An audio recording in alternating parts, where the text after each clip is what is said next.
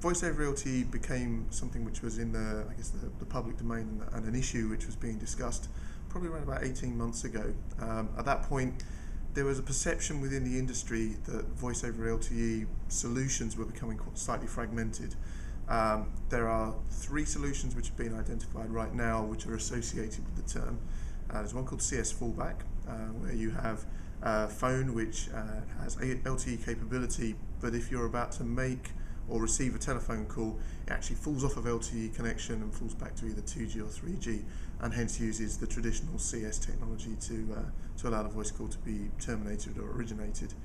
There's a second solution which is called VOLGA, voice over LTE using generic access. That's defined by a group called the VOLGA Forum, and it uses similar technology to that used by UMA, by T-Mobile in the US.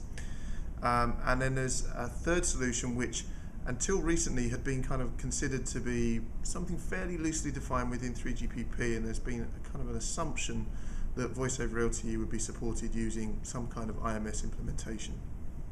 What we've done at the GSMA in February was launch the voice over LTE initiative, which is actually to put the tightness around that IMS definition. There was a prior initiative called One Voice, which included 6 major operators, 3 core network vendors, and 3 handset vendors, which nailed down a profile of SIP for IMS, specifically for a voice implementation.